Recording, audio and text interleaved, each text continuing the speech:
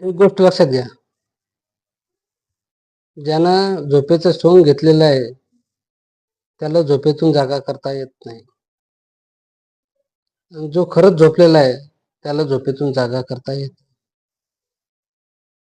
याचाच अर्थ असा की कोणतीही गोष्ट ज्याला करायची त्याला मन आणि इच्छा लागते.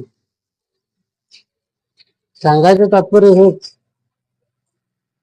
की ज्याला नाचता येत नाही म्हणून अंगण वाकडं, या म्हणीप्रमाणे